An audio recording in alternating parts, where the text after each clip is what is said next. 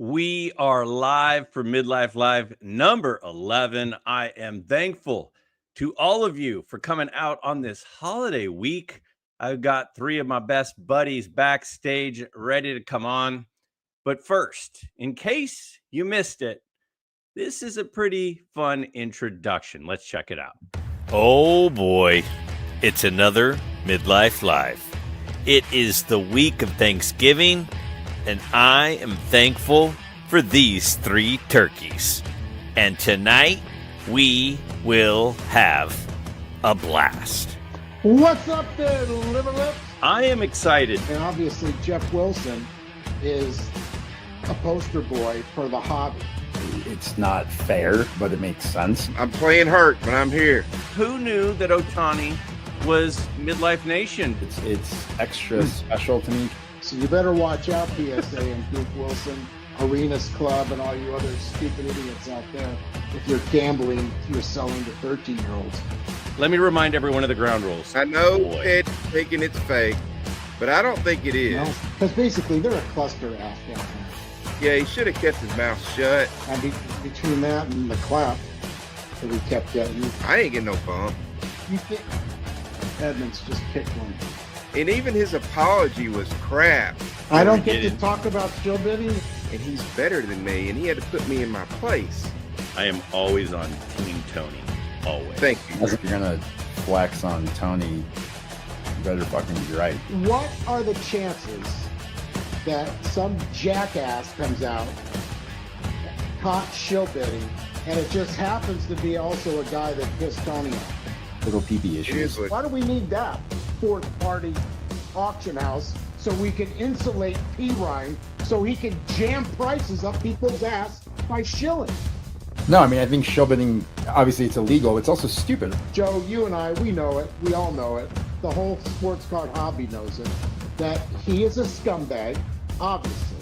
If you look at that picture, he looks like a fucking scam. I wish that all the shill bidders win the card that they're bidding on. The kaboomies. It's a stupid card with a kaboomy on it. I have feelings attached to items. But I mean, if you could keep the guy off the booze, he'd be good. To me, a card is as much about the story of the acquisition, about the meaning of the card.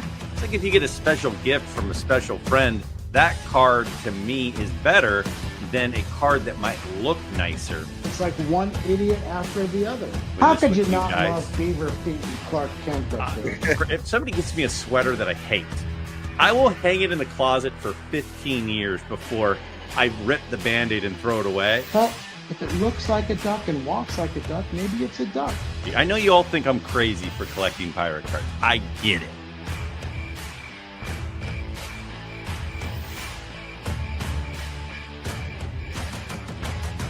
The pirate card of Blackbeard in a PSA 3 sold this weekend for $5,000. Mine is in a 2. So the way I look at it is I'm basically rich now. Rich indeed, rich with friendships. And this MidLife Live number 11 will not let you down.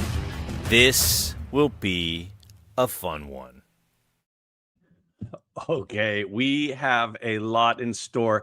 To say the last week or two in the hobby has been interesting. Heck, the last 24 hours has been interesting. There's a lot of places that this live could go tonight.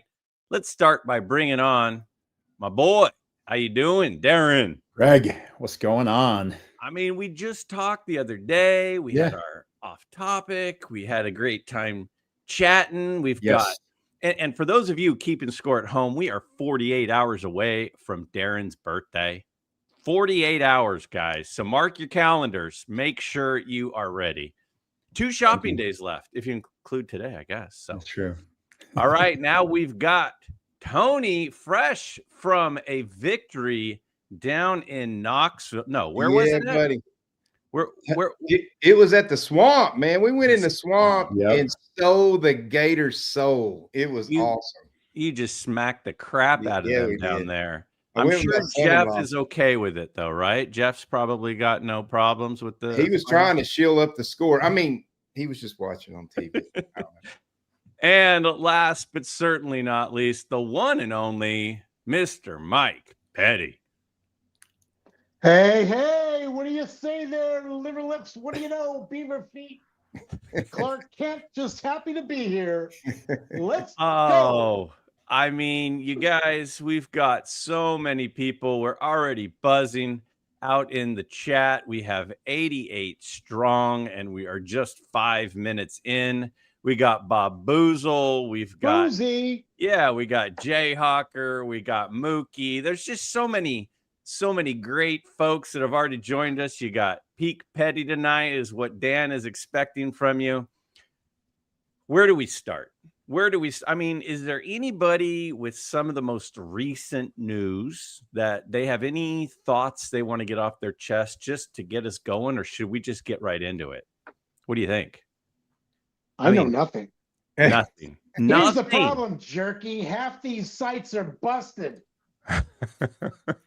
Yeah, if you were a big investor in Snipe, the return on investment isn't looking too good right now. No, that's not good. I'm not going to let him set up my website for my cabinet shop. But the thing is funny is, like, the poor guy, poor Shilstein, which at least he knows his name now. Yeah.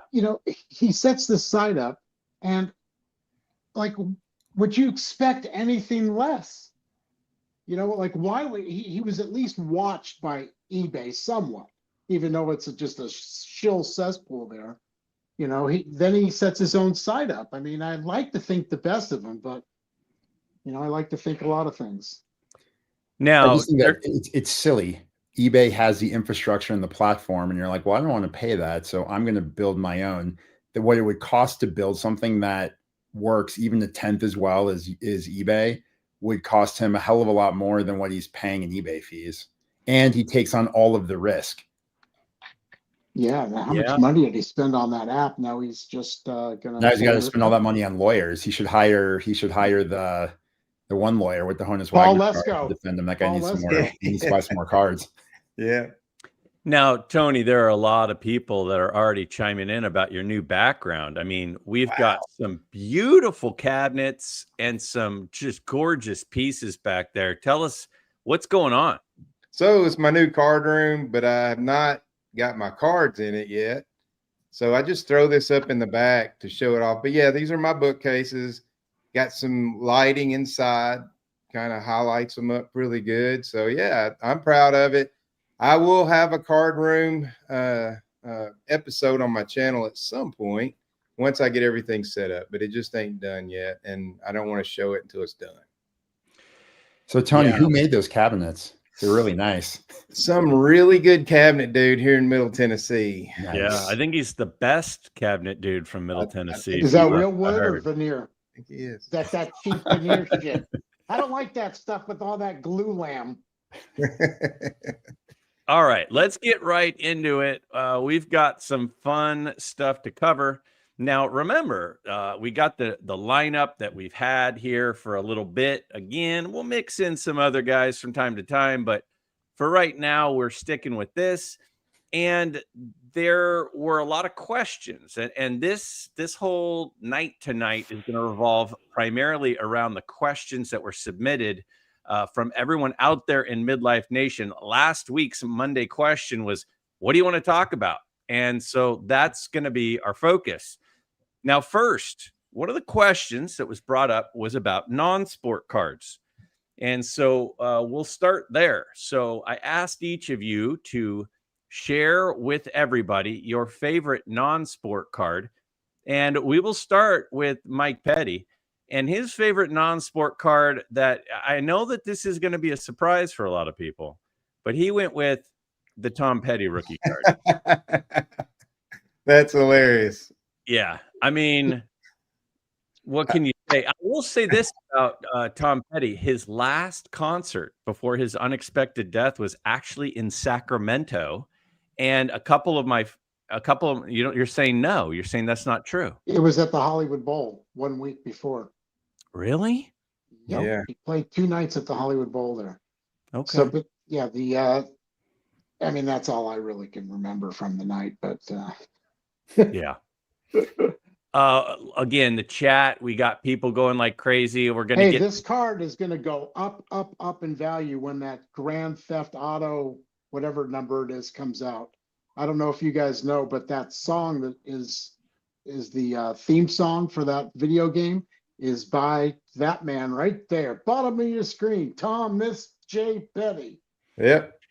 It's a cool card, I Okay. got to say. And in fact, pretty cool. a lot of people, some of the music cards are actually gotten kind of hot over the recent past. Well, So there is one of those going to be up for auction in the next CIA auction. So I don't know who's going to, I'm certainly not going to bid on it, but maybe some of you might. oh, I'll bid the heck out of that thing up. We got to get Three you Stooges as much money. cards, the Three Stooges cards, Mookie, those were the, yeah, obviously that was my second choice. All right. Next, we have Tony's favorite non-sport card. Let's take a look at what he chose. Tony went with, he actually cheated, and he went with 2. He went with these cards. Tell us about them. Tell us about these cards. Well, they're the only 2 non-sports cards I own, and they were both gifts from dear friends of mine. The Tom Petty card was a gift from Mr. Petty himself. He knew I love Tom Petty. That was my first concert, Tom Petty and the Heartbreakers, when I was in 8th grade on Valentine's night of all nights, and at the Grand Ole Opry House in Nashville. And then the pirate card was from the big pirate down there on the bottom. Mr. Greg Miller sent me that with a really sweet note, and I'll cherish it forever. And so, yeah, that definitely my 2 favorite non-sports cards. Even if I had a whole room full, those would be my favorites just because of the background. Now, I got to go a little bit deeper and tell them a little bit more about this pirate card that I sent to my dear friend, Tony. The first ever pirate card I ever bought, I was randomly at a card show in Hayward, California. It was about a 12-table show. And I saw that card and I said, oh my gosh, this is incredible. I have to own this card. And that is the exact one. It's not the same card. It's the card. So the pirate card that inspired the entire collection of pirate cards is that one right there. And I just felt like my good buddy Tony should have it. And I said to Tony, I said, as soon as I the first time I saw a pirate card, I knew that it was a match for me. Just like the moment I met Tony, I knew he was a match for me to be a lifelong friend. So off it went to Tony, and it is a piece of his collection now where it belongs. All right, next we've got Darren. Now, he went a little bit of a different angle than you guys. You guys kind of went, pirate cards and music cards. But Tony threw it, or Darren, he actually threw it back. He went full on Garbage Pail Kids. Yeah, I had to go with my namesake. Darren. I mean, look at all those eyeballs. Got a lot, but you got to see it is a PSA 10. It's a gem mint 10. Of course, he's got nothing but class, that guy. Yeah, exactly. Actually, a good friend of mine bought me that as a gift. So very cool that your friend buys you 10s. I mean, he must really like you. He does. I love Garbage Pail Kids too. I have several. In fact, some are right up on my display behind me. So, so that was one of the questions. I really am a believer in non-sport cards. They've really gone up a lot lately. And I think that the interest is going to continue to grow. I've turned my buddy Joe Perot onto them. And he was saying the other day to me in a phone call how much fun he feels like. It's like starting collecting all over again, like the energy and the excitement, because it's like this whole new world that you walk into and you're like, what is this? Now, the second thing we're going to do today is I did this last month and I thought it was fun. And so I wanted to bring it back. We're going to do Guess the Grade again. And I even have a little intro sound. So if you just listen for just a second. It is time to play Guess the PSA Grade.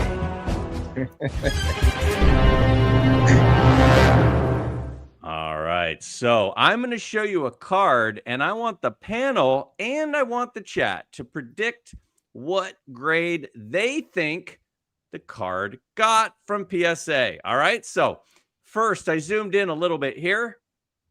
There is the top half of the card.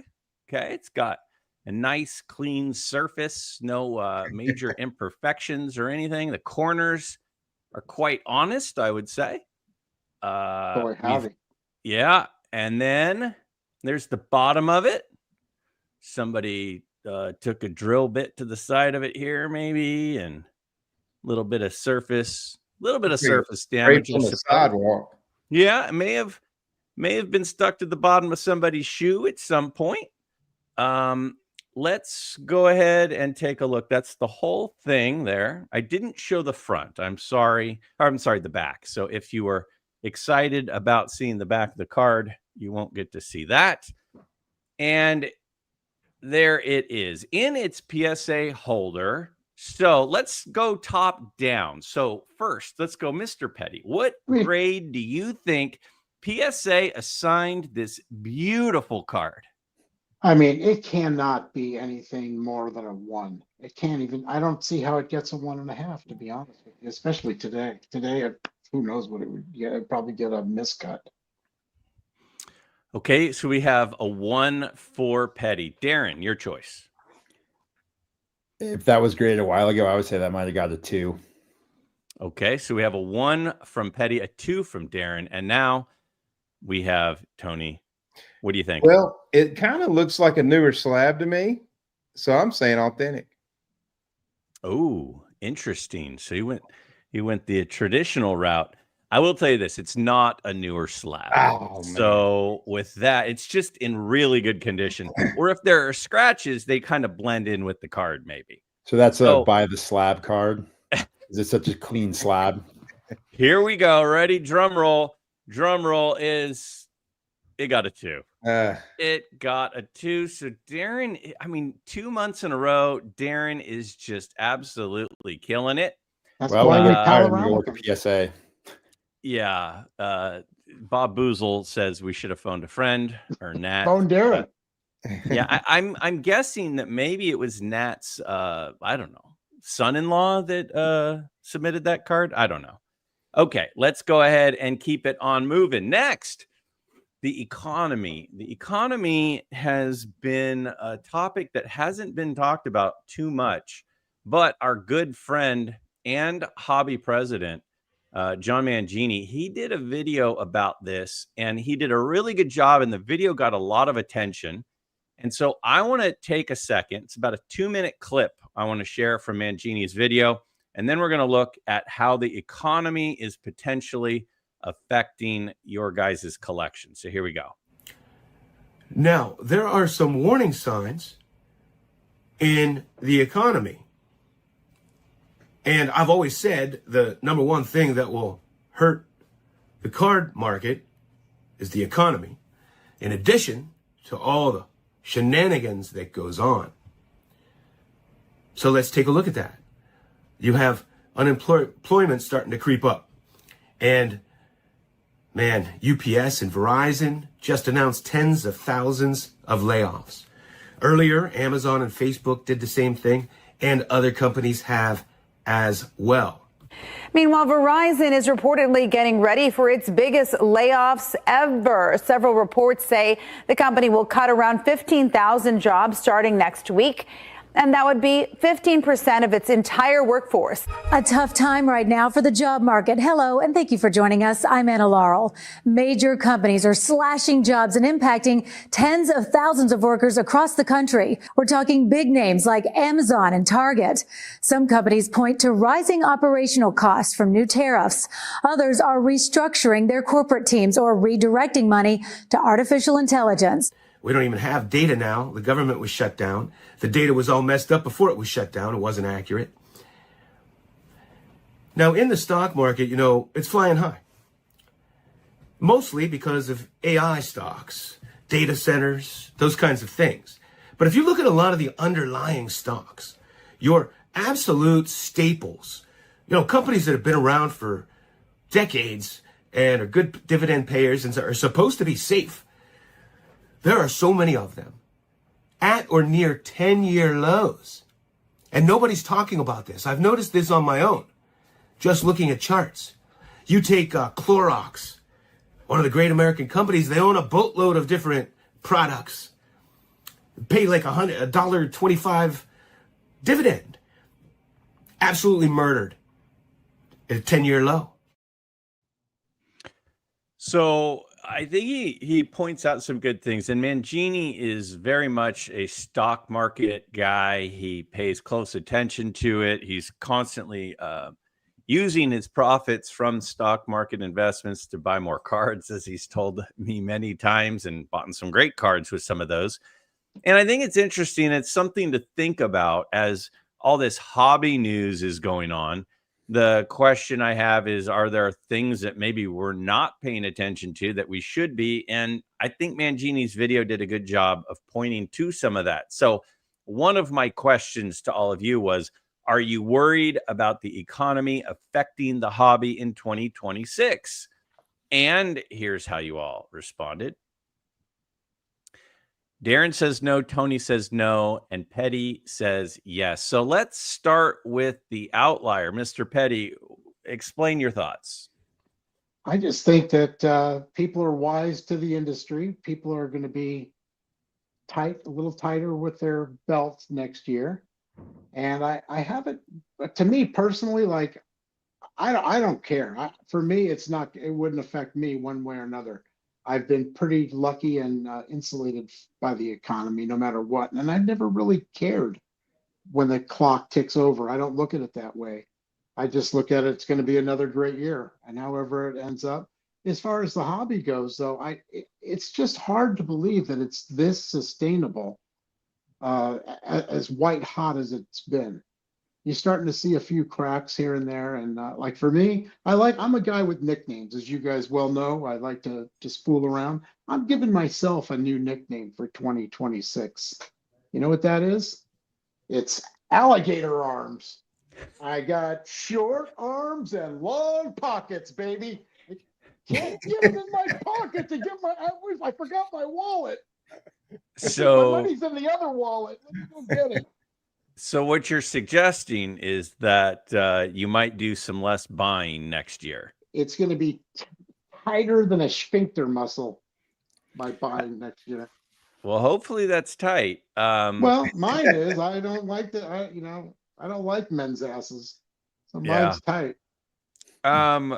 Now, Tony, let me turn it to you, and I also want to throw up here what Dane said about what's interesting is that during the COVID pandemic, prices went flying when there was about a 6-month blip on the stock market. What are kind of your thoughts on this whole thing, Tony? Well, I don't collect cards as an investment. So if the card market, if my cards go down, they go down. I already got them. I'm not in it for the short term. I collect because I like cards. So that part of it, I don't really care what it does to the hobby. If it crashes Fanatics and they can't make any more $800 hobby boxes, that doesn't bother me a bit because I don't buy them. So I think it probably affects the modern people a little bit more. But what happens now, one of your next questions, I'll answer it a little differently, but you'll figure that out. But yeah, I mean, it doesn't bother me. I don't think I just shouldn't say it doesn't bother me. I don't really care what it does to the hobby. I mean, I just collect cards, man. Yeah, I hear that as well. Darren, your thoughts? I have multiple thoughts on personally, I don't think it's going to affect, like Tony said, I don't care how it affects the hobby, like personally, right? Like he said, I don't buy cards as investments. I think the economy is showing it depends on how you look at the economy, right? Like if you've got a job that's at risk because of layoffs, etc., or if you've lost your job, that's a totally different situation, I think, than other people looking at the economy is how's the stock market doing, right? I think that the stock market could continue to go up. Global liquidity is good. So I don't think it's going to, we're not going to see any major drop-offs. And I think that typically, I think it could impact, if it impacts anything, it could impact the bigger cards because I think, when big dollar investors are, if especially if they're leveraged and they have to close positions to cover, their shorts, etc., they will spend less money on other stuff, right? In general, not just baseball cards, but in general, right? So I think that if people that are, I would say, big dollar guys typically are a little bit more savvy, and I think that they'll, not always, but I think that they'll figure out the right way to allocate their funds. And if it's to allocate it towards cards, cool. But I think that they probably allocate it towards other stuff, right? They, rather than see these big cards that go for millions of dollars, I think these guys would put the money in potentially a weekend asset that could, make them money as opposed to buying more baseball cards with it. I do think that the economy plays a decent chunk of it because there are a lot of people who are retired, who are vintage card collectors. And when you have your required minimum distribution to take out of your retirement account, if the economy is flying high, that's going to be a higher number, which is going to mean more money available. And that more money available, I mean, to the question that was posed earlier about, well, COVID is when it was flying high. Well, also, nobody was spending money on gas. Nobody was going out to eat. No, people were getting stimulus checks. There was no vacation. No one was taking vacations. Yeah. So what happened was, there was some economic, unrest, but at the same time, a lot of people actually had more disposable income during that time because they were spending it less in other areas, and there were stimulus checks coming into a lot of people, not everybody. So I think that all of that plays a factor. At the end of the day, the economy and what's happening with the economy is how much extra money people have. I mean, Darren, you sent me a picture today of the price of gas where you live, right? And how much was the price of gas? I filled up today for $1.72 a gallon. $1.72. And I went 1990. I went and picked Lucy up a pizza right before this, about an hour and a half ago. And on the way back, I'm like, maybe I was mistaken on the price of gas. I looked at the gas station. It was $4.75 a gallon today at my local gas station. So mine is 3 times as much. And I'm not going to get political on you guys, but our gas is very expensive out here in California. Okay, so my next question was basically, how could this potentially affect what you guys do in the hobby? So if the economy does start crashing, how would that affect your card hobby? We started with Darren. I love this answer. He says, well, prices go down, I'm going to buy more. There were a couple people in the chat that said that a second ago that I flashed up on the screen. So tell us, Darren, like, you're just going to buy more cards because they're cheaper? Yeah, I mean, I wouldn't. I think my budget will stay the same, but if they're cheaper, I get more for the same dollar amount. Yeah. I mean, I love that. I mean, if you That have makes sense. a set budgeted amount, and assuming that people's jobs are intact. Yeah, I mean, that's the caveat, right? Like, I don't think I'm going to get fired, but if I get fired, that would probably impact it a little bit. Yeah, for sure. Again, buying opportunity. I mean, you buy low, sell high. And I do want to throw out here. You better step up your energy level there, kid, because you know what they say. If you're not fired with enthusiasm, you will be fired with enthusiasm. That's true. 147 people in the chat. We love you guys. Bob Boozle out there telling us about Kool-Aid and buying breaks, and it'll be interesting to see what happens to the breaking market and the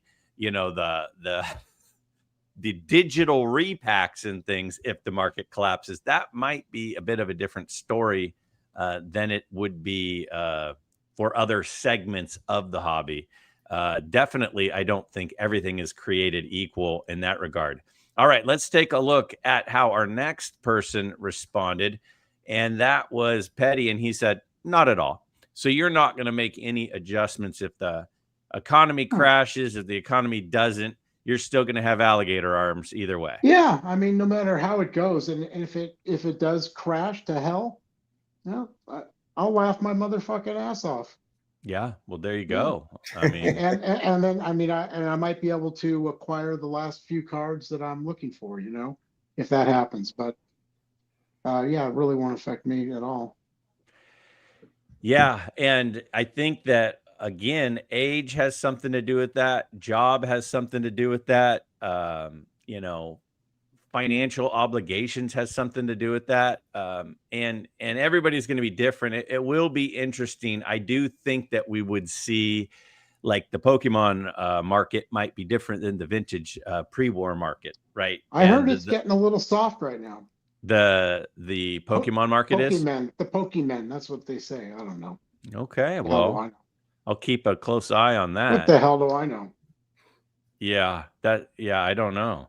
And then we got Tony. He says less buying of big cards and possibly more selling of existing collection if the market crashes. Tell us about your selling, Mr. Tony. Well, what I'm saying is I've got some assets out there, right? And look, I said I don't buy cards as an investment, but they absolutely are. I've got a lot of money tied up in cards, and if the Fed doesn't hurry up and drop interest rates to get the housing market going again, this guy right here, the big card buying days are over until people start buying freaking houses. We've been a little bit insulated here in Middle Tennessee because we grew so fast. But even Middle Tennessee is right now, man, nothing's moving. And I've seen my business go down. I've got 65 something employees. I'm very responsible for them. I'm responsible for my family. So my point is, if it fell off a cliff, I still have scars from the housing crash in 2007 when I almost lost my business. The first asset that's going is my card. I will dump my card so fast. Now, the question is, did the pricing go down so much that I'm going to get like 50% what I paid for it? If I do, I do. But I'm just saying, I'm not saying that's going to happen. I'm talking about a doomsday deal like 2007 and 2008. I don't think we're going to get to that. But if the morons who set the interest rates don't hurry up and drop them, that was for our economy. How low do you want them? How low do you want them? They were, when I bought my house, it was 7.5%. My friend said that I'd be a moron not to take it if they were giving me all that money. I'm just telling you, it would spur some buying. It's also the banks too, right? Because I think when they lowered interest rates and the last time the Fed board met, if I recall correctly, they lowered interest rates and then banks did not. They actually raised mortgage rates like a quarter point. Like they raised mortgage rates like 0.1% when they had a 0.25% drop. So even if the Fed drops rates, it doesn't necessarily mean that the banks are going to pass that on, which is tough, right? Because then it really screws everything up. Yeah. Well, it also, whenever there's lower rates, then people would refi. And when they refi, a lot of people then reinvest money into the house that they're in as well. So if people can't refi, then it would definitely affect things like cabinetry, and home renovation type stuff.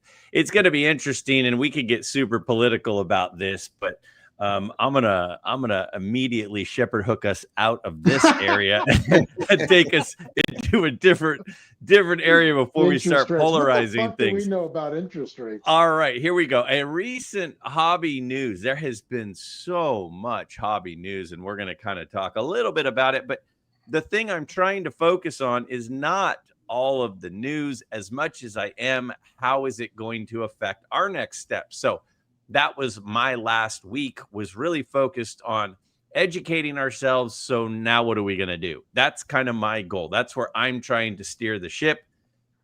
And I asked you guys, has recent hobby news affected your card hobby decisions? And here's how we responded. So Darren says, what news? Petty and Tony say yes, a little. So let's start with you, Tony. Or I'm sorry, Petty. I want to start with you, Petty. Okay. Why? Tell me about how the recent hobby news has affected your hobby decisions a little. Well, a couple of things, really. I mean, the first thing is that this shill bidding crap that's been going on for an entire month. I mean, it's not like we didn't know that there's been shill bidding going on for all this time. I mean, half the reason why I even came on to YouTube and agreed to come on is because I wanted a lot of the younger people, like I consider you guys younger than me, obviously, but a lot of the collectors out there just to know where we came from. And I think you guys are finally starting to see some of the shit that's involved in this hobby. And it's not, when I called it a $1 billion fraud, this was 8 years ago. Like I said, people laughed at me. I was a laughing stock on Net 54. Oh, $1 billion. I go, no, not $1 billion, multi-billion. And now you look at it. I mean, if you don't think this whole hobby is $1 billion fraud with all the shill bidding, all the trimming, I mean, everybody trying to get a dog. You got multi-millionaires like this Piss Ryan guy trying to get, $10,000 over on somebody because he's buying and selling at these high levels that we'll never see. He doesn't swim with us. We're kind of like a collector group.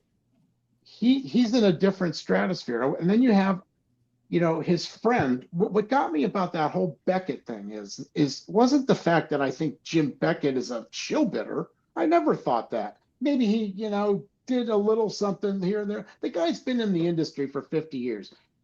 It's more like Carlos said last night, hey, my buddy Carlos, it's the friends he keeps. And it's how flippant they were about talking about it. And some of the shit, how they were just riding back off and forth, like they're in a like we were having a personal conversation about it as two friends. And this fucking P. Ryan guy, how does everybody know him? He's on Jeff Wilson years ago talking about his business. He's friends with Beckett. I mean, what the fuck do they have in common other than they're in Texas? And yet all of a sudden now, he's trying to rehab this guy's reputation that he fucked up on with one picture. And if you think that guy, that's the only time he ever shill bidded, you must be crazy. And the fact that he's using that company, Acquire, I mean, who the fuck do you think they are? I mean, they are just nothing but and those are the friends that he mentioned, P. Ryan. And I wanted Mike to ask, what about Kuntz and Craig? These guys have been known to dip their toes into, right up to the freezing water. Oh shit! But I mean, I'm just saying. So that's what really pissed me off. And I think that Mike, he asked Beckett the hard questions. And who was the other guy? Why didn't they ask Carlos on there? They have access to all these guys. Why didn't they ask Dan? Why didn't they play clips?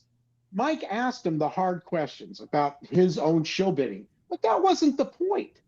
The point was nobody thinks the guy's a shill bidder. It's the attitude. It's the friends he keeps. It's the protection level. It's trying to massage the guy.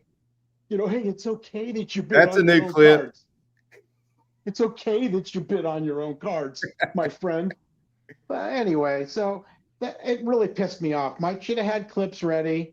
I tried to quote something. You're typing in the chat a mile a minute. And then Beckett said, that's not what he said. That's not what well, play the fucking clip. I mean, I wasn't aware that was going to be a I got to say a couple of things here. First, as you were talking about the friends he keeps, and you were going through the list of the longtime high dollar, high rollers, high limit room guys, I literally was like, it's like a sports card Illuminati. And right then I looked at the next comment. Yeah. And Bob Boozle had already typed it. Well, then he tries to massage us into thinking that, and then he mentions Shilstein right away, his friend. My friend Shilstein and my friend Mastro, two of the biggest fucking shill bidders there ever was. I mean, come on, pull your head out. And I got shill. We did that show over a year ago in July. It's been, 18 months since I was clearly shill bid on all those 10 home run derby cards on Probstein. You remember that. I was number 2 on every one. Then the next 2 weeks later, they're all out for sale again. Same guy bidding on them. Anyway, it's just goddamn ridiculous. I did a whole episode on that shilling issue with the home run derby cards, and like you said, they came back up, and And that being said, I mean, look, I mean, I don't really want to dogpile on Jimmy the Greek Beckett anymore. He's already taken it, like a man. He's already said his piece. But Greg, can I ask you a question real quick? Of course. When we were walking the National and we walked around, and I don't know if you remember or not, but we saw Beckett looking in the dollar boxes. Remember? Yeah. And what did you ask me? Do you want to meet him? Yeah. What did I say? No, I'm good. and I'm going to ask you, Tony, when we did one of our first Petty Minutes and I got involved in the Richie Allen rookie card, and I was pissed about Ray from Philly interviewing Beckett and his faces about him and everything. What did I called him a racist? Yeah, and so I mean, these are just things that I just somehow had a second, a sense of. And so, no, I don't want to meet the guy. The guy just does not have a sense of humor at all. He's on Hobby Hotline. I respect him for what he did immensely. And I love listening to his podcast. And I like his interviews. Other than that, that's why I was so put off by this P. Ryan guy, because I just couldn't believe it. And so, I mean, the guy basically had an Al Campanis moment.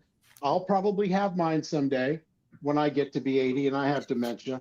But it really could have been solved with one thing. It could have been solved with one, basically.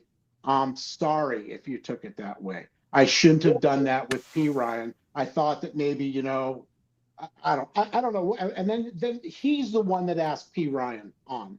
Why the fuck are you asking that asshole on? Because he's your buddy. Anyway. All right. Well, let's take a look back on the hobby news affecting decisions. I think it's safe to say that it has affected at least Petty's perspective of, and I think, not to put words in your mouth, but I think a lot of us would agree that what kind of happened was we all were exposed to some of the conversations that some of the hobby elites have all the time. And I think that it was enlightening in a somewhat depressing way.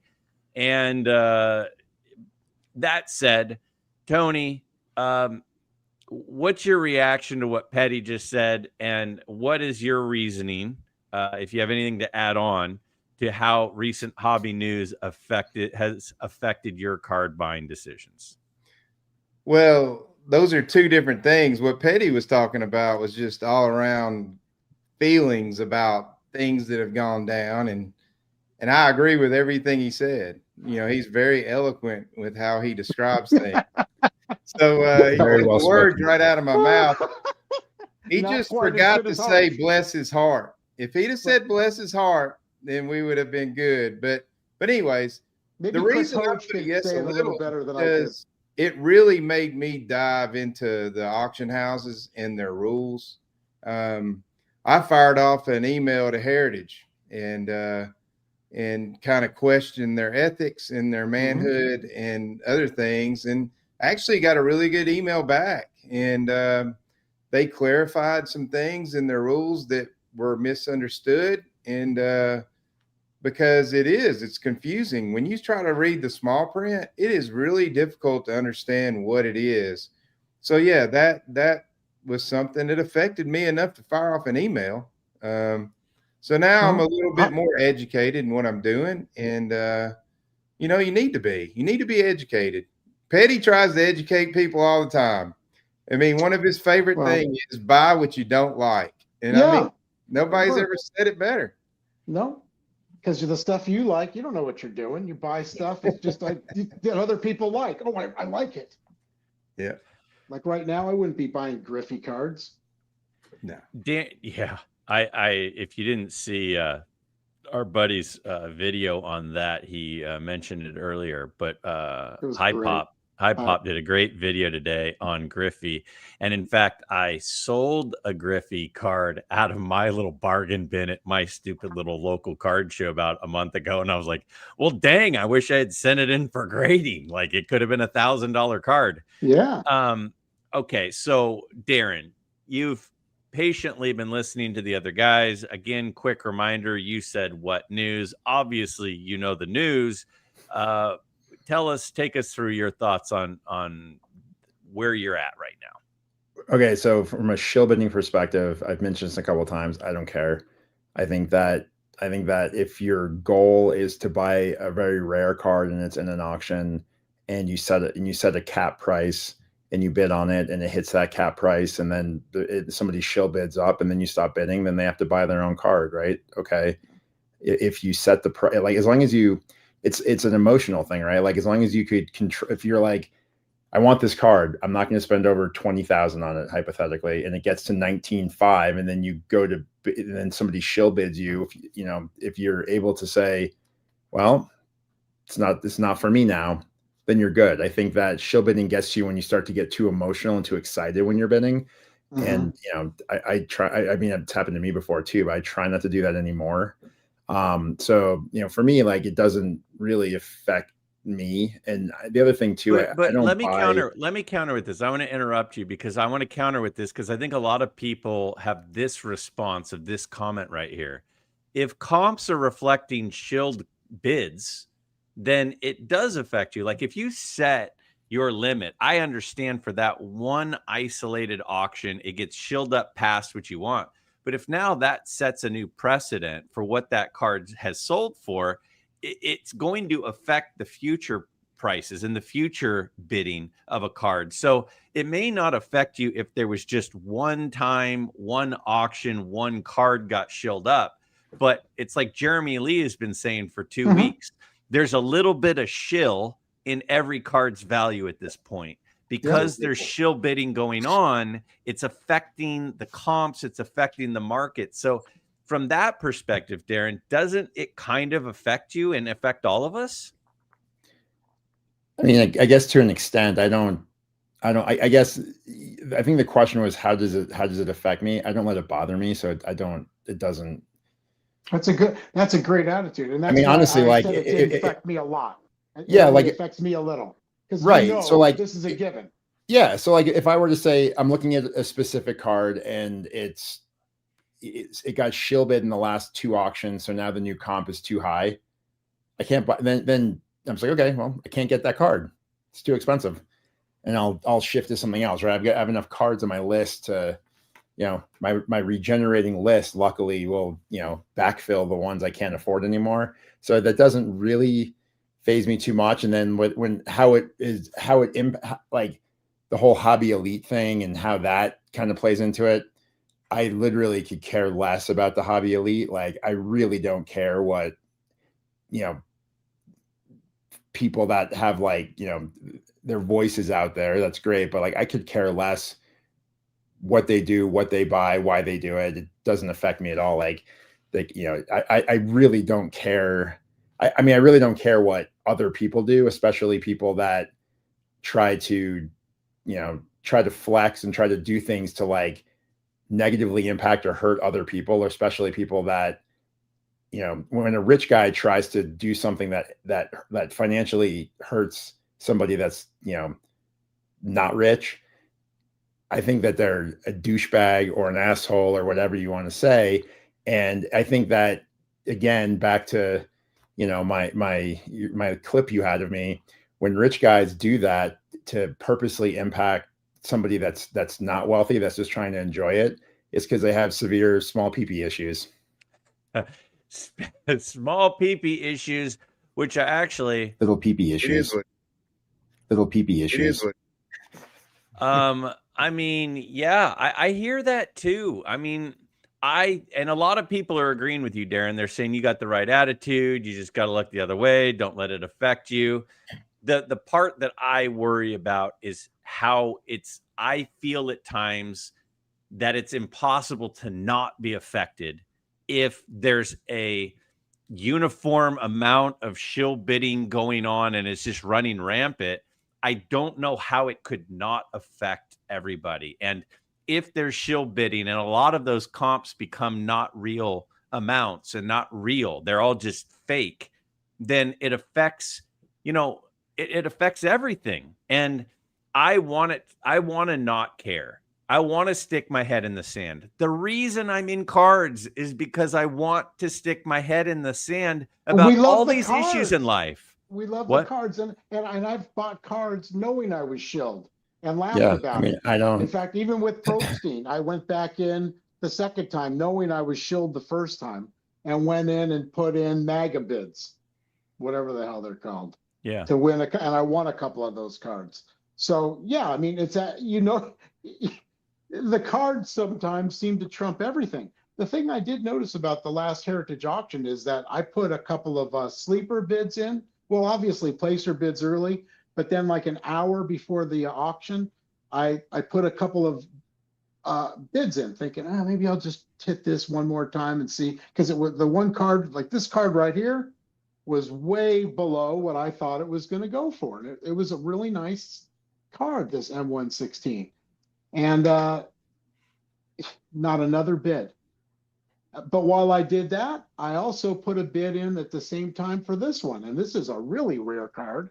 I never expected to win both these cards. It's the first time in 3 years I ever put in bids like that at Heritage. And guess what? Crickets. Cricket, cricket, cricket. And you're stuck with them, Fatso. Pay up. And to me, that was that's a sign that things are softening up a little bit. So, I mean, it's good for the buyers, but Heritage isn't going to have old fat Mike Petty to kick around anymore. I'm done with them. I don't like they hold checks longer than TJ's online. 11 days they hold it for an e-check. Well, I'm just not having it. On that point, I want to take a look at another clip, and I want to take this discussion down that route just a pinch, which is the auction house situation. And my question for you guys is the same question I asked Jeremy Lee when he was on my channel last week, which is finish this sentence. Auction houses are blank. And Jeremy said misunderstood, which floored me. I was shocked that that's what he said. And then after I heard his explanation, it made a lot more sense to me. And I think that a lot of people are not sure what to think right now about auction houses. I want to go back to that card that you just showed, the Wagner Petty. That was one that slipped through the cracks. Card, the one, the M1s, no, that one. That card slipped through the cracks. If you look at the value of that card right now versus what you paid, you absolutely killed it on that card. Well, maybe. What do you mean maybe? Well, the last time it sold, not this particular card, but an uglier copy in a 3, was 2023 for $53,000. I've seen a couple of those sell since, and they have gone way up, and they're not as nice as yours. This is an M116, not the E90-2 from prior, the ones that goes for a little more than this. It doesn't matter. This is rare. You made a great buy on that. I agree. I mean, that much money, that's a great buy. I don't know. I mean, and here's the other thing. When I buy a card like that or I put my bid in, I never have buyer's remorse. I won. I'm happy to have it. I love the card. It's, talk about centering and it's got I think it has the PWCC trim and soak sticker on it, which I love, Yeah. So, I mean, Kurt did a great job on that one. And then this one is a 1 of 1 with the canceled. The canceled is fantastic. I mean, and I have a few of these and I really like them. So, yeah, I mean, I have no regrets at all, but it's just the idea of it is, I am going to just take a little bit of a break and let's see how this all shakes out. I don't see myself buying the last 2 cards that are on my list, which are Cracker Jack Cobb and a Cracker Jack Jackson. If the prices and the hobby folds or folds up a little, I'll be a buyer in person perhaps, but I'm not going to give the money to an auction house. I'm not going to get in a bidding war or anymore with them. I'm done with Heritage. I've had my fun with them and memory lane, bad memories, and the other one, REA, and especially and Golden. I'm done with their 23% bullshit. I really am. I want to throw out a couple of things as we continue the conversation forward, and I totally respect everything you're saying, Mr. Petty, and you've spent a lot of money at the auction houses, and if they're starting to do things to turn you off, I think the thing you should do is you should tell them to go screw. That's I do what want to say, believe me, I don't have a salesman. Nobody calls me. Nobody sends my shit out after 11 days with all the money in their account. I've got to call them. And then they send it out. And so, when you spend the kind of money that I have with these auction houses like that, and to get I don't need it. Yeah, you need good customer experience. That's you're going to do something else with your money. And I like them. And they send stuff, it's safe when they send it. The FedEx is great. They have next day. And so, I haven't really had a bad experience with them. I haven't had a card that I had to send back or was cracked or something like that. So, I mean, it's all relative. I'm just kind of over it. I totally understand. All right. I want to take a look. This instead. You got to get that blood pressure. Oh, it's gold. I thought it was blood pressure medicine. You hear that? I hear it. It sounds like gold. I'm behind on the comments, but I want to take a look at how my friends finished the sentence of auction houses are. Petty's first. So I'll read it to everybody in case you're simply listening. Petty says that auction houses are a festering boil on the ass of the hobby. They charge heavy fees. Now, I think he already preluded that with his explanation as to why he feels that way. So let's go to the next comment. And that is Tony. And he says, they're not as transparent as they need to be. And I want to talk about this a little bit because, again, I want to come up with some solutions here. I don't want to simply beat our fists on the desk. I want to also think about what can we do. So in that vein of transparency, Tony, tell us, where are you at with that? What does that mean? What does it mean they need to be more transparent to you? Well, I mean, like Heritage, for example, John 3D80's kid went on and said that they can do in-house. Well, that we know they do in-house bids, but that consigners can bid on their own cards, on their own lots. And that pissed me off. I was thinking, that's bullcrap. That's allowing shilling, So I fired off an email to all the four biggest dudes in the sports card collectibles. And I actually got an email back from a guy named Chris Ivey. And he clarified that. He said, no, they cannot bid on their own stuff in an internet auction. Sorry, I got something in my throat. But he clarified that for me. And then I would email him back and ask another question. He clarified it. If it's that freaking difficult for us to understand, that means they're not transparent enough. That's my point. Tomorrow morning, I've got my next videos hidden, and I've got Al Crisafulli from Love the Game Auctions, and he's very transparent, talks about their rules, why they are, how important it is that his auctions are on the up and up, and you're not getting, any kind of funny business going on behind the scenes. If there's a limit or whatever, they don't allow any in-house shill. It's like, the good ones. They shouldn't be able to in-house bid on stuff. Heritage, what he told me, the reason that's allowed is because they have collectors that work there. And they can't tell these big collectors who love collecting cards that they can't bid on auctions, especially their auction. Well, that's a way out. I mean, that is opening up a back door it opens up them for accusatory things, and it's stupid. They shouldn't allow it. REA doesn't allow it. Most companies don't let you do that, right? Like in general, regardless if it's an auction or not, like taking advantage of your inside knowledge as an employee. Most companies, just from like a reputation standpoint, don't let employees do that. Yeah, it just opens up the door for people to accuse you of stuff. If you just don't allow it, you ain't got to worry about it, So I don't agree with that, but that's their rule, and you know the rule when you go in there. There was clarification on hidden reserves. They allow consigners to set reserves. When it says in the small terms that they allow consigners to bid on their own, what that means is they're not actually bidding. There's a reserve set, and then Heritage has it in their system where it does bids to get it to that. The consigner's not the one doing it. The consigner, once it's in the auction, they do not have the ability to go in and even bid on their own lot. They're locked out of that. Unless you go through Acquire. Yeah, well, yeah, you could. Why else would you use Acquire? Like, why wouldn't I take my card directly to Fanatics or take it directly to Al? I mean, why would I use Acquire unless I'm kicked out of those other places for whatever reason, for shill bidding, or just a number of reasons, and who knows? Yeah, why. Well, this is one of the bad things about Dr. Beckett. He's old, but he didn't do a good job of that. Ain't the bad thing. That's a good thing.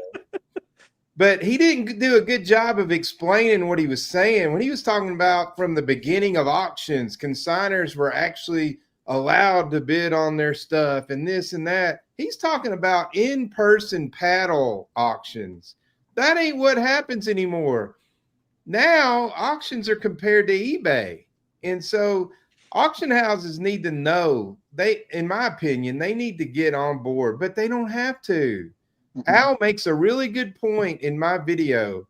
He gets choked up when I thank him for something. You'll have to watch it. It's a tease, Greg. That's what they call it in the industry. Yeah. You have to watch it. He gets choked up. I thought he was going to tear up a little bit when he was talking about the fact he loses consignments because he doesn't do that crap. So they're doing it. It's about the money, man. It's about the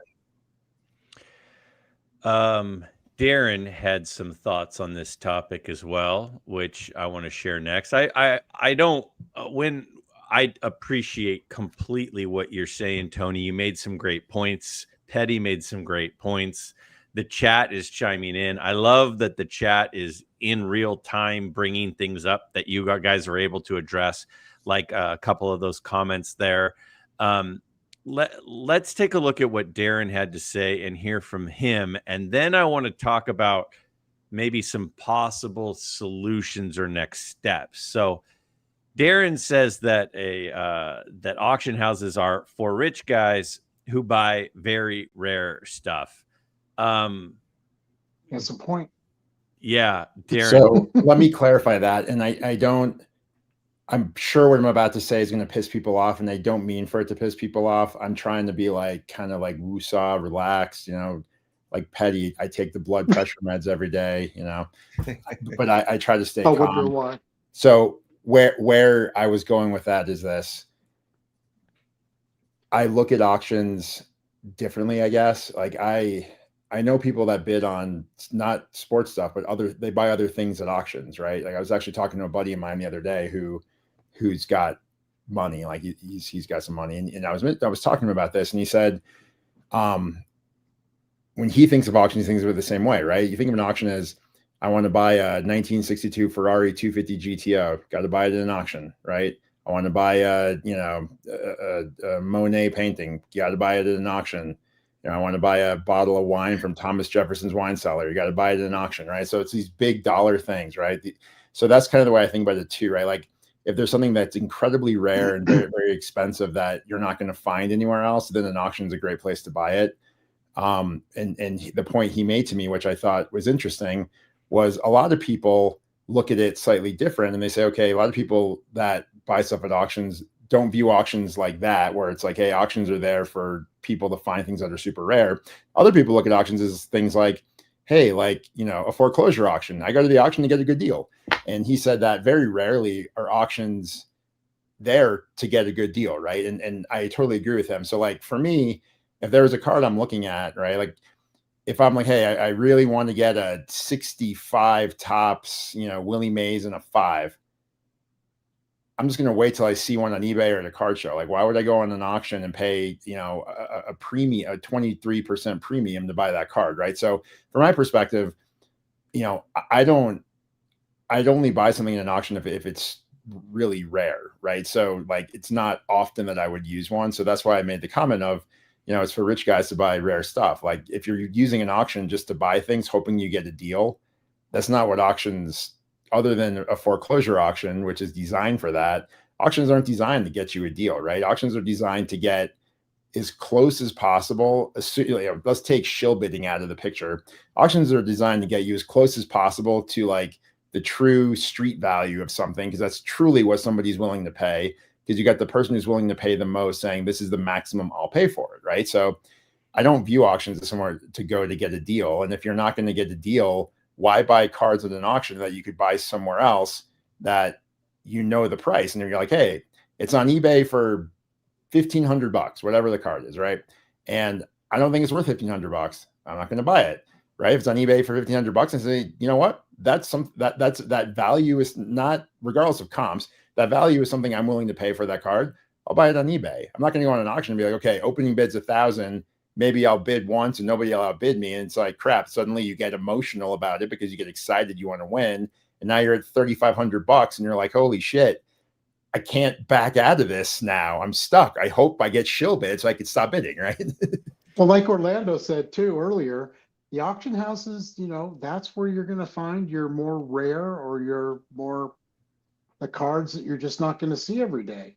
Mm-hmm. And I've told you guys before that, it's hard to win those auctions because you're bidding against the dealers, and you're also bidding against the reserves too, or and possibly a show bidder. So there's a lot of things to consider there. And that's kind of why I just, I don't like the feeling that it gives me right now at this particular time. Maybe it's just where my collection is for me. I don't know.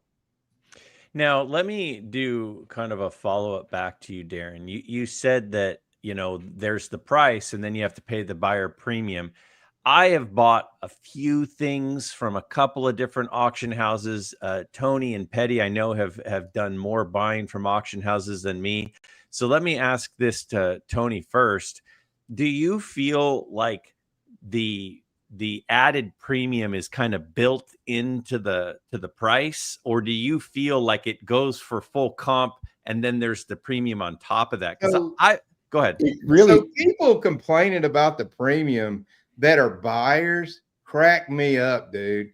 Because if I think a card's worth $10,000 and that's what I'm buying, I include the premium in that comp. When you look at the comp in VCP, it includes the premium. What the premium does, it screws the consignor, not the buyer. I couldn't give a crap what you can put a 50% premium on it for all I care. I'm still only going to pay what the card's worth with the premium added. Yep. So Jay Hawker had a question earlier, and I think I saved it. Yes.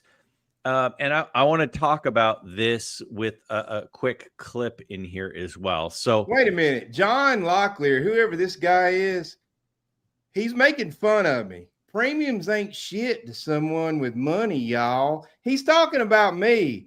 I don't care if the card's $10. If the premium, it's common sense, Mr. John, with the whatever. I'm sure that ain't even you. You're probably some big 350-pound dude sitting in your mama's basement. So you can talk trash if you want to, but get off my freaking lawn. There you go. That's okay. A new clip for you on the next one.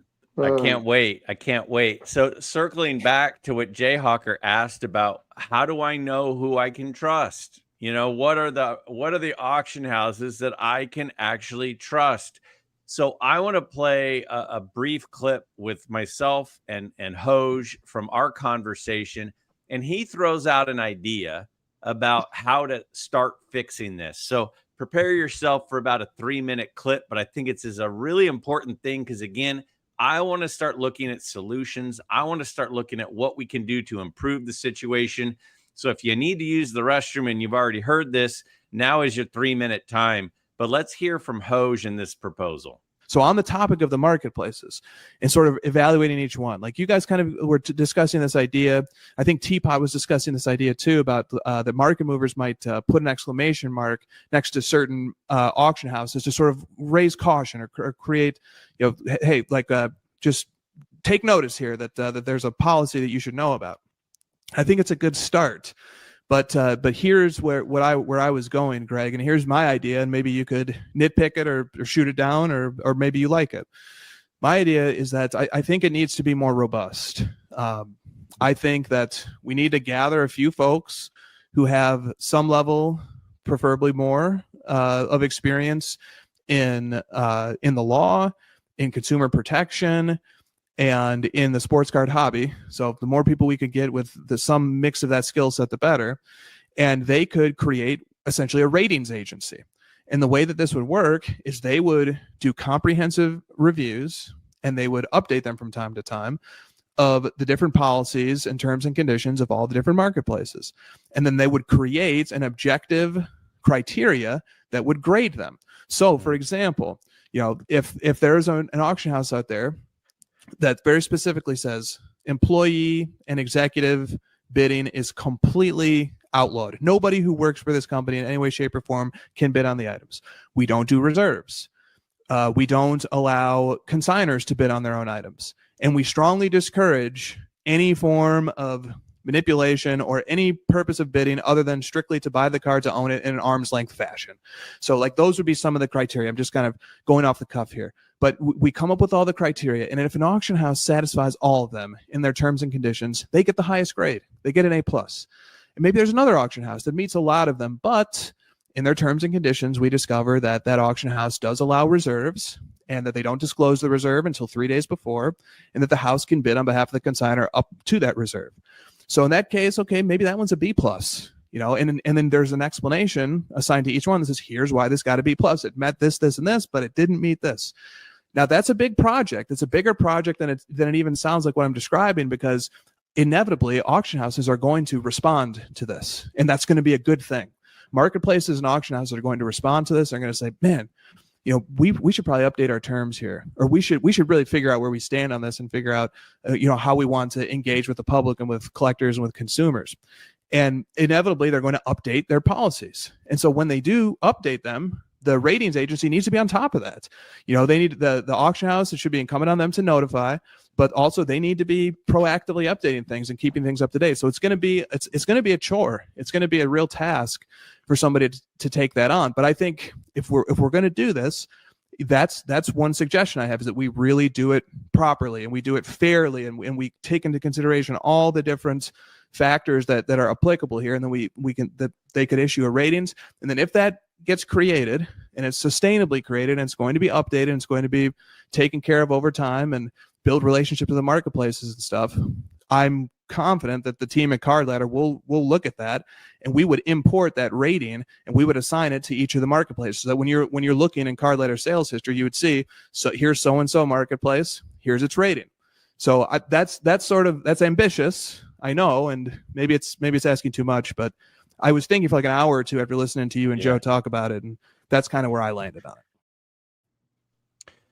Okay, so let me say this. We're at 173 people, each and every one of you. I appreciate you coming. My 49ers just went up 17-3. I'm so dedicated to this that I'm even missing my 49er game. I will say this. If we, I have a lot of patience, and people rip on me all the time. But if people are going to say about my friends and use different slurs and disrespectful things toward my friends on my show, then I'm going to put you in timeout. So you can go sit in the corner in your dunce hat, and we will continue on with the show. But come back when you're done with the timeout, please. If you want. No, if you want. And don't type in all caps. All caps. Forget the all caps. We're back. Look, man, if you want to read, if the one guy said something about let's go get your kissing cousins and your banjo out or whatever, he's been banned as well. Screw you, dude. They've oldest thing in the book. Those guys have both been put in they have their dunce cap on right now. So moving forward with this, What do you think, Darren, about that suggestion from Hoj about some sort of rating system? Would that help, or is that just whatever? I mean, I think it could help. Again, like for me, I don't care one way or the other. Like I'll buy a card in an auction if I find something that I want, but I think in general, it sounds like it could help. The problem though is I think with the way that the collector's market is set up, the big companies like that, if every single person that watches every vintage YouTube person's channel stop buying from those auctions, the auctions probably wouldn't feel that much pain, to be honest with you. There's a ton of people that buy the guys that buy the big dollar stuff. They don't watch our stuff or right. So like I think it's a great idea, but we're not going to have the leverage to make them do anything. Absolutely. They don't care about us. We're just, right. It's like saying, you know what? I'm sick and tired of iPhones coming out with new versions and jack shit changes. I'm going to go talk to Apple and see what they'll do about it. They'll have a security guy beat the shit out of me and throw me out on the parking lot. I mean, come on. Oh, so true. Like we have. But part of what Hoj said is they would integrate that into their comps. They would integrate that into the validity of the comp. So if somebody received a D or an F, if an auction house had a D or an F, and that comp comes in, it would be like weighted less, or it would be tossed out, or it would be put in the purgatory. So I'm an analytical guy. I love spreadsheets. Like I've got 50,000 spreadsheets on my computer. I'm just looking at it on my desktop right now. I love, but I don't think that conceptually it creates, I think it's too complex, to be honest with you. It's too complex because you're going to say, well, who gave these guys a C? I think they should have a D. So the comp, even though the comp it's an adjusted comp based on the grade, I don't like the grade. So it's like, it's too many. It's like, okay, this card has a comp of $3,000 and because it sold at this auction house. This auction house has a C grade, but I said, I don't like that grade because I know that they were shilling. I think it should have a D. So the cost adjusted is not $2,500, it's $2,000. Somebody else is like, no. I buy from this auction house all the time. I think it's an A auction house. So this is really like a $7,000 card. I think it becomes too complex, right? Like if you could put like, and that's why comps are comps, right? The comp is a comp because that's what somebody actually paid for it, right? And they might have been shill bid up to that, but they still paid for it, right? Because if it's a lot of these guys, when they shill bid themselves and they don't win, like Petty said, there's no comp because they throw it back out for sale on the next auction, right? So I think even if it's shill bid up, somebody who's willing to pay for it, right? So, I think trying to modify that becomes too complex, but that's just me. Petty, your thoughts? I'm a simple man. I just like to buy. I just find cards I like and I buy them. This is too much. It's too complex. Do you want to know my thoughts? I have to think too much. Let's all square dance. Bow to your partner. Bow to the gent across the hall. I want to throw this on the screen. I appreciate you saying that. I think some of the things about the words and the way they were written made it seem as if it was negatively slanted towards Tony's accent, which Tony's one of my best friends. So you can make fun of me. You guys can make fun of me, and people do in the comments all the time. That's fine. But we're not going to make fun of my buddies on my show. So I appreciate the sorry. That means a lot. I appreciate that you are out of purgatory for now. Tony, do you have any thoughts on what Hoj had to say? Because I'll tell you this, I got a couple things in the works. I'll say that. And I'm going to try to be a part of the solution. I don't want to just complain. I want to actually come up with some ideas. So I have a couple of things. I don't know if they'll work. I don't know if they'll work, but we'll see. What are your thoughts on it? Yeah, I mean, that'd be tough, man. I mean, the way to go about it is just education. Jeremy Lee, Jake made a good point a while ago. I got through watching the REA thing Jeremy Lee did with Brian Dwyer tonight. And basically, because of conversations he had with them, now he has a sponsorship with them. And but he kind of talked to them about some of their rules, and they changed one. Exactly. And that's cool. Me talking to the guy at Heritage, that educated me, and hopefully it opened his eyes to what people, because I told him, I said, most people in the hobby think that you can that you're allowing consigners to bid on your stuff. Like, you need to get out there and tell people that that's not really what's going on. The bottom line is this, there is one way of thinking, like, read the small print. Once you enter in that auction, you're abiding by their rules. Like it or not, it is what it is, right? I mean, Beckett kept making that point over and over again. So he's right. But here's what we don't want to do, okay? Back in the day when the snake oil salesman went around in his little covered wagon and he had a bunch of fake medicine, and then he had some dope in the crowd that was on his side that looked like he was injured or something, and he drank the medicine, I'm cured. And then he'd sell a bunch of that crap, and you felt like you were duped. Nobody wants to feel duped. So when you got people, when you don't understand what's going on and you think you're getting shill bid and stuff, then that's upsetting, man. I don't want to feel like somebody's using me for a fool. And if they're not upfront enough with what their rules are, and you can't even understand them, and that allows people to be saying stuff that ain't true, and now you got just a bunch of crap going on and you don't know what to think, and that's a bad thing, man. The whole hobby's like that, though, in some respects. I mean, everybody's trying to get one over on somebody. It's not just a simple. But is it the hobby, Petty, or is it the world? I think it's greedy assholes. I think it's the world in a lot of the senses, because I have been saying recently, I think it's just the dumbing down of America and the fact that people are stupid in general, and they've been getting stupider, much more, as you would say, much more stupider. Yeah. Like me. I mean, when you take a fat guy like me with not much on the ball, and you can make a successful business, that should show you just how fucking easy it is out there. But yet you have so many morons that are just trying to steal from people, and yet I don't even think that maybe they don't even know it's wrong. That's the other thing. Because like for me, like I have a meter that says that I won't, lines that I won't cross, and shill bidding, obviously, if you don't know that that's wrong, and then you just do it, or you bid on your own cards, or what, you're just bidding it up, nobody told you, and you don't have that feeling, inside. If I do it, I know it's fucking wrong. You know what I mean? And so I just think there's a lot of that and then you got a lot of people in the hobby. You got a lot of people in the. Wait, it's less than my wife. Fuck Boozle. Dang it, Boozle.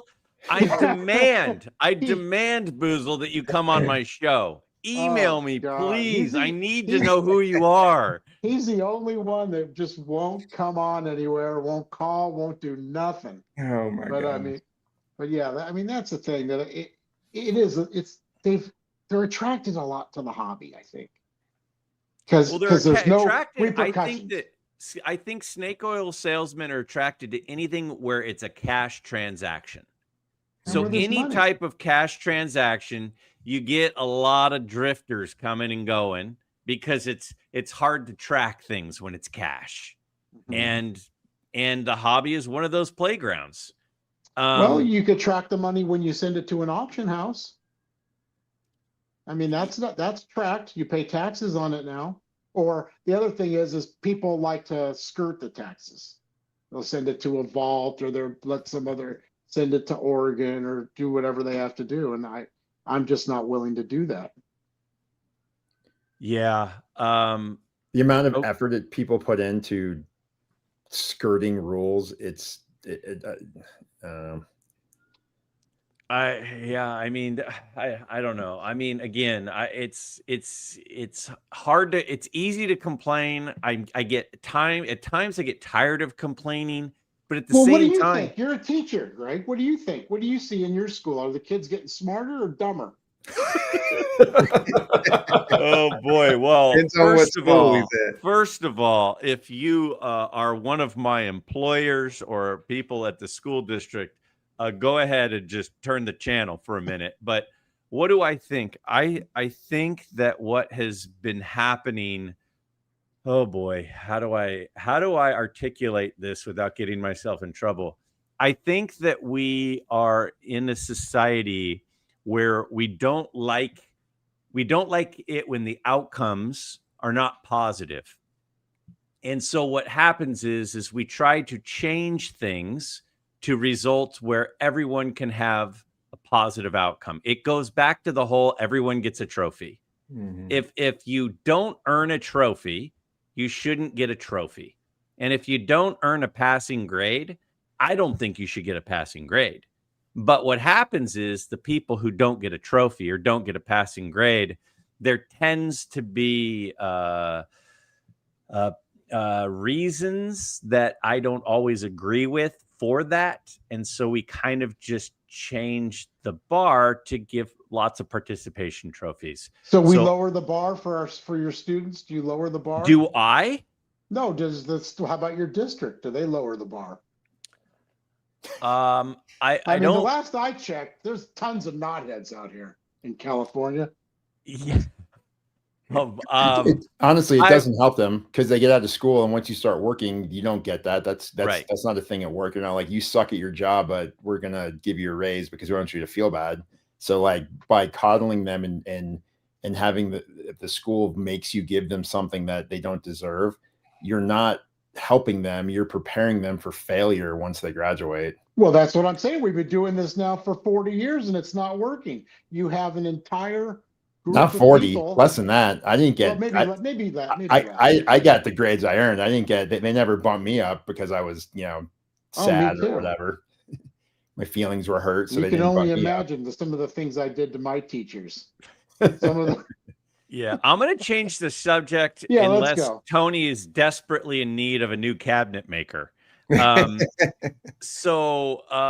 so here we go. The last thing I asked you guys was to present a question for the panel. And it's something I want to continue doing. It's something I started last month because I think it's fun to hear not just what does Greg want to talk about, but what do you guys want to talk about? So the first one we've got here is Darren asks, what direction is your collection going in 2027? Bring it back to the cards, baby. Bring it back. Let's to the cards. go. I know that Petty talked about having alligator arms. He can expand on that in a second, but I know, Tony, in this year, you've picked up you've gone heavy in autographed cards in 2025. You've also gone into a set build of the Cracker Jack, the 1915 Cracker Jack set. Those were two pretty dynamic directions that you went. Is there anything in particular that you are thinking a direction might be for 2026? No, I'm going to keep trying to build the Cracker Jack set. It's getting tougher because I'm down to like 18% left. Most of them are Hall of Famers, so I just got to pick out when I want to buy one. I'm looking for that eye appeal price quotient, I just don't know. Honestly, our business is slowed down, so that's going to slow my buying down. Like I can't do what I did last year.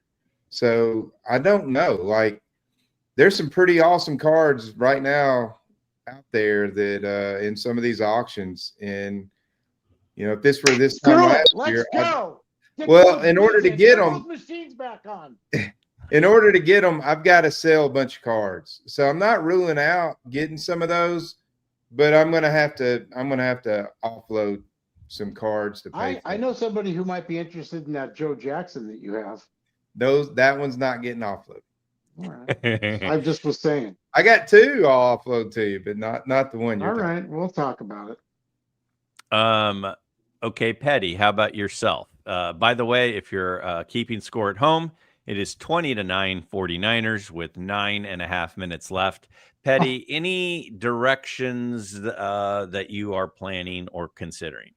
Yeah, I mean, for me, I'm going to definitely pare down a little bit more. Like I really enjoyed that the last 3 or 4 months. I did a consignment with 4 square corners.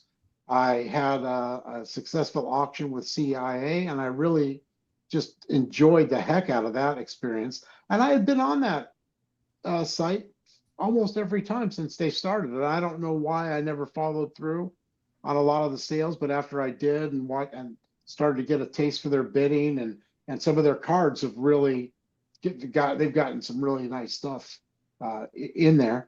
And I got to tell you, if anybody's thinking about, just starting out in an auction house, it's perfect for our group. And what I can't believe, and I don't think anybody's heard this. This is going to be quite a shock to most people. But that auction house paid me in less than 3 days after that auction. So this wasn't a 3-week fiasco. Like, we've had some friends that had REA and they didn't pay them for 5 weeks, or some really long. This was a quick payment. Now, I can't say that that's always going to be the case, but they're not really pushing that. But that's a pretty nice feature of that company. Also, they don't promote shill bidding. So I just think it aligns more companies like that, or Love of the Game, and those are the companies that I think that have kind of earned my business over the years, and I want to start, using them a little to sell and to buy. I'm also going to, which I told people that I wasn't going to, and that was upgrade some of my cards. I never thought I would upgrade, but as I find myself selling, there's just some cards I can't do without. I'll go right back in, and you're talking about $100, $200-300. They're not going to break the bank, and I might be able to get something, a little bit nicer than I had. Kind of like what Dylan was doing 3 years ago. Selling his 7s and buying 4s and 5s that look better. There's Theo hopping in with this. I think this is really interesting. He says that CIA pays their consigners before they even get paid in a lot of cases, and they aim for paying in 48 hours. They don't get paid like that, and they have stragglers and people that don't pay for a week or two like that. So that's I didn't expect that, and it was never explained, but it's something that the company, they should be pushing that. Mackie, if you do it, reach out to Theo. He's he's new at the company. He's trying to build his client base. So I would suggest going through Theo, and he'll treat you good. I can tell you that for sure. And Darren, how about yourself? What are your plans? You've been kind of steadfast for the last couple of years of going after iconic cards of iconic players. Is there, you've made some runs, you've expanded those runs a little bit, but what are your directions? Probably just keep going the way I'm going. I need to think about my list, because you and I need to make a video in January and show the cards we're going to buy next year. And I can't think of any yet, but, I'm just trying to finish out this year. But I think, honestly, I like the direction that the collection's been going the last couple of years. So I don't know if I'm not gonna mess with that. I think I'm gonna just keep going the same. Yeah, I think you slowed down a lot this year. You picked up some real prime real estate. I think you were more focused than ever, and I think that's a good angle for you. I picked up. I'm a little different because I'm older than you guys too. Don't forget, and I seem to have a lot more than I want, but you guys are still young, filling those gaps in, and I admire it. Believe me. You should do what our friend Dave does. He came over to the house last week and brought his collection, and he took a huge collection, consolidated it down to about 20-ish, 25 cards, and every single one is top notch. Those cards are ridiculous. I could trade my whole entire collection for that table. Maybe. Oh, I could have traded him my house for one of his cards. Yeah. His cards. Like literally. Literally.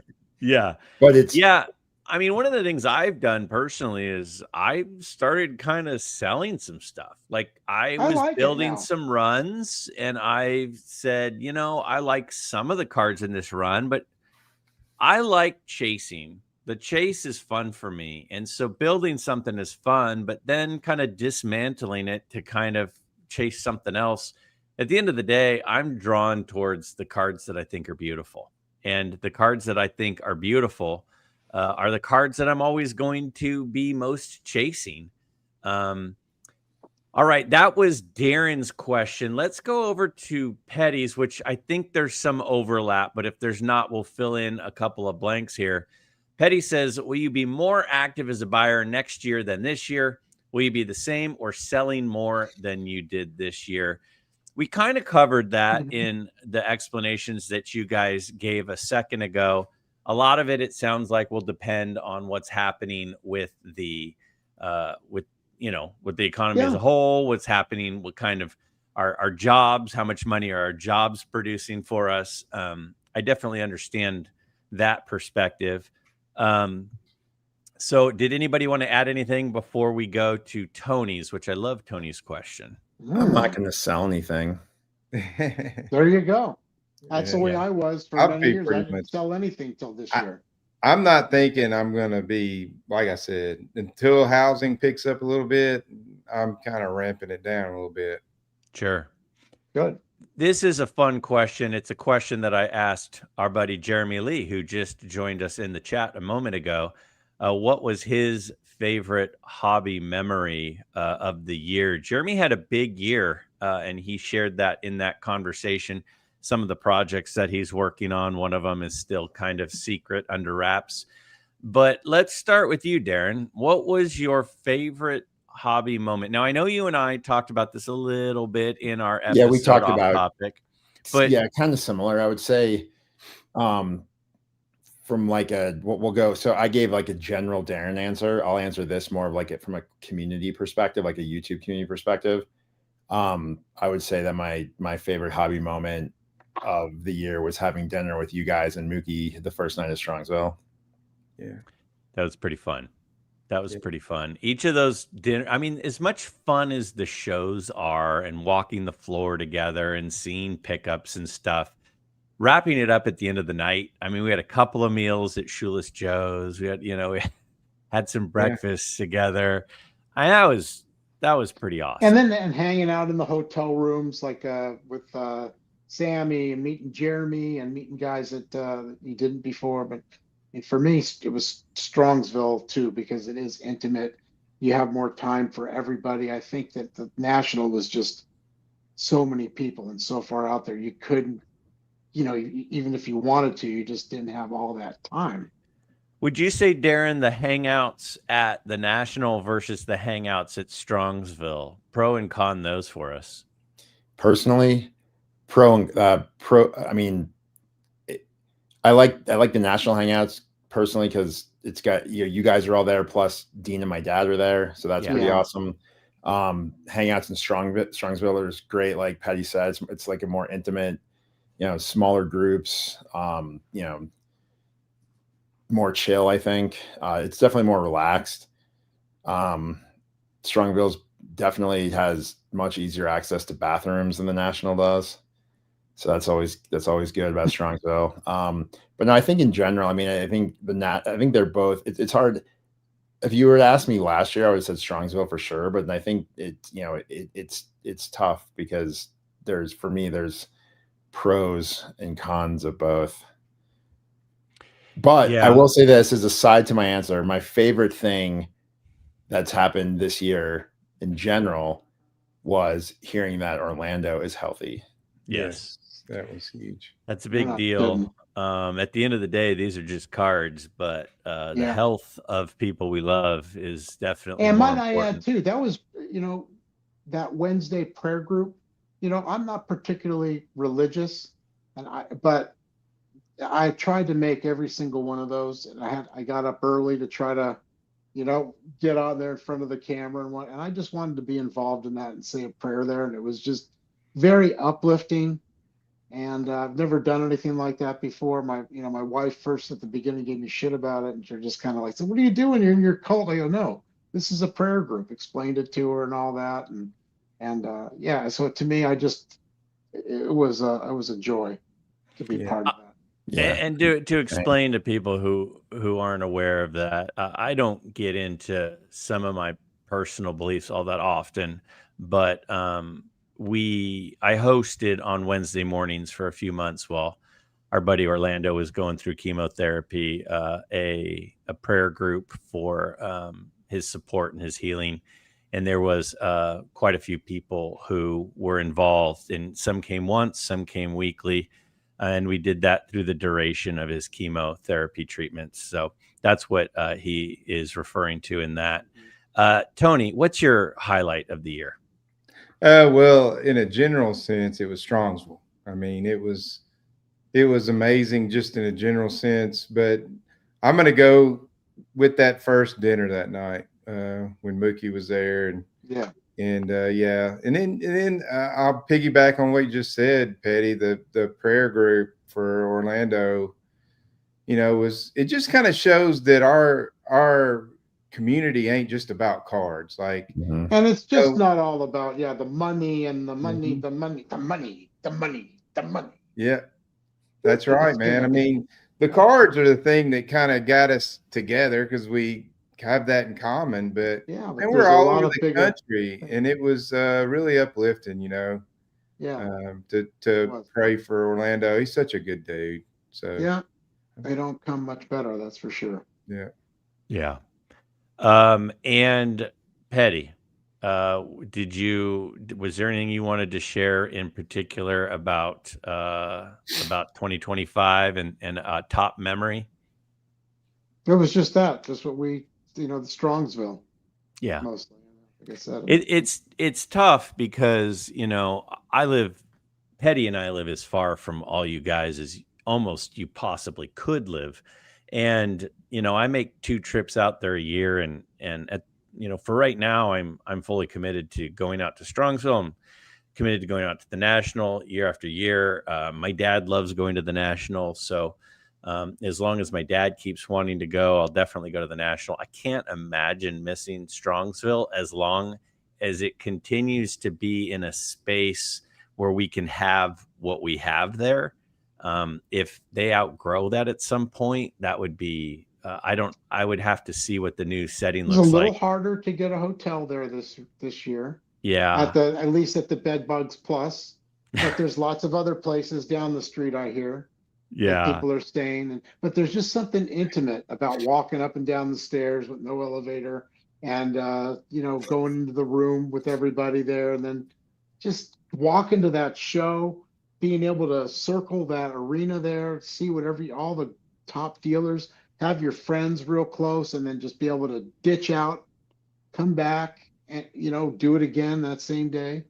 And it's a high. There's no doubt. I mean, it's tough for me too because I get to make these 2 trips. A lot of you guys get to go to the Philly show, and you get to go to all these different shows up the East Coast. And I would love to. And then if I say the National was my highlight, well, I have a couple of people that are pretty darn important to me that weren't able to be at the National.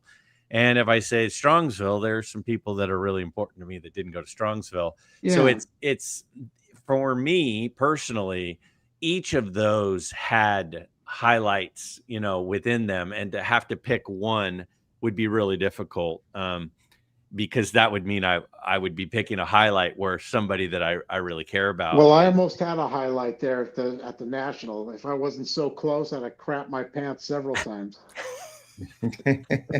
the Strongsville access to the restrooms is definitely valuable. Plus, when you get to be my age.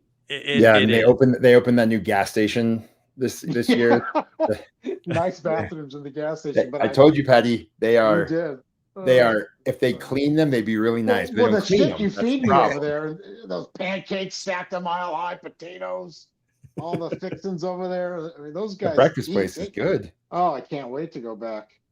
And I know the year's not over. We still have a month left, but I will also say, as much as I loved both of those trips and getting to hang out with you guys, doing these live streams has been. I get to connect not just with you guys. I feel like we're in the same room hanging out. but Yeah. I get to connect live on the spot with so many people in the chat. And that's neat. that connection is cool. And when I got this harebrained idea, I didn't even know there was a YouTube community when I started my channel. I didn't know anybody. Nobody knew me. I was posting videos into space and nobody even knew they existed. I didn't know about any of these guys. And I never in a million years would have thought that I would be once a month hanging out with some of my best pals and talking with, we still got 137 people in the chat and we're not even done. I can't believe it. We got up into the 170s at one point. Mookie has been awfully quiet. So I'm guessing we put him to sleep or something. It's late back east. It's been a long time since he made his last comment, which is this one right here. I do have one question because I like to finish with questions from the chat. And there have been a couple of questions in the chat that struck me. There's one in particular that I want to focus on. But first, let me say this to this question. I don't know if you're still in here, Grail Hunter. That Blackbeard that sold the SGC 5, it actually sold. It was listed for $6K, sold for $5,200. And the buyer of it is currently in the chat. I will say that. And he and I are in fierce negotiations for me to potentially acquire it. So we'll see how that plays out. Seriously. Oh, nice. And we'll see how that plays out. But my question that I want to circle back to is from our buddy High Pop, who, if you like cards at all, if you like thinking and critical thinking with cards at all, I could not recommend this channel higher. I listen to pretty much everything he puts out, including a video he did today on Griffey cards. He's a math teacher. He's a great guy. I got to meet him at 2024 National. And he says, do we think that the shilling happens in every card market equally, or do we think that the shilling is more or less in different categories? I think that this is a really, really interesting question. I think that though Jeremy Lee, I agree with him, virtually every card has a little bit of shill in its value right now. I do believe that. I do believe that some areas have maybe been hit harder. If you were to even expand it to cards in general, Pokemon has maybe been hit harder. None of us have any evidence on this, but we probably have some gut thoughts on it. When the big time collectors own big cards and they're rare, then I've heard, I don't know where I heard this, but their friends get together and shill it up to make sure some idiot doesn't get it for cheap. That's right out of the horse's mouth, man. They protect their investments. And it happens in the big cards, the big rare cards. And so it doesn't matter if it's modern or I think modern, the precious metal gems and stuff like that. I mean, there's people protecting those, man. How about the kaboomies? Those things are under lock and key right now. I was gonna say, like a green precious metal gems Jordan goes up for sale. I guarantee you that's getting kaboomies. Oh yeah. Here's a precious metal gem for you right here. The kaboomies, nice. Silver. Is that a silver piece of soap? Yeah, you gotta love the silver. That's where I think I'd put my money next year. I mean, yeah. We're an hour and 48 minutes in. This might be our longest stream yet. I love these live streams. I get sad when they start coming to the end because it means I'm not going to be hanging out with my buddies much longer. There's nothing like live streams on the YouTube. Really. They're pretty awesome. I don't care how many people you have in there. It's just, it is fun. I appreciate this comment very much. I do pride myself very much on trying to put out a top quality product for you guys. Even tonight, I try to pull clips. I try to, make it interactive. I try to make it as fun as I can. And it's amazing what you do. Seriously. Yeah. I'm just thrilled to death to be associated with it. Well, you guys know how much I love you guys. This is a big part of my life at this point, and that was never the intention. It's just the way that it has gotten, is that this is a big part of my life, and you guys are a big part of my life, and my family knows that. And the weirdest part is, and you know, and as I'm saying this, I'm thinking of something Bob Boozle said a second ago that I'm going to circle back to. But my family knows about all you guys, but only Megan has met Darren. Like, she's not met anybody else. And it's so weird that I have this life with all of you guys that my family hasn't interacted. Well, and Dan came to my house and he met my whole family, actually. Boozle said a minute ago, I correct me if I'm wrong, Mr. Boozle, but you said that you're going to the National. You said we're going to the National. If you are going to the National, if you do not tackle me, strap on your pickle jars. We're headed to the National. If you're really going to the National, you'd better make it to one of the hangouts. That I would tell you for sure. No doubt. Yeah, Bob, find me. I'll show you where Greg is. I'll pick up the tab for your wife at Beef Corral. What's it called? Golden Corral. Golden Corral. Hey, Yeah, the best quote of the National was Tom. Yeah, we know Tom, Chris from Missouri's buddy. Yeah. He comes over to me at one of the tables and he said, "Man, I was watching YouTube one night and I had the Odd Couple on, and my wife come walking in there, sat down, wanted to see what I was watching, and she said, you know, one of those guys is a real asshole, and the other guy's kind of nice." How dare she call you an asshole? I know it. I said, "Dang, she called me an asshole." Oh, that's terrible. Boozle, if you come to the National, you better get us some free passes to that Sizzler buffet with your wife working there. You know what I'm saying? So, All right, guys, chat. I love you guys. I appreciate people spending their Monday nights with us. Hey, you guys for hanging remain with us tonight. absolutely undefeated. My panel, you guys know how I feel about you. Everyone in the chat, I hope you guys know how I feel about you. December, we'll come back strong.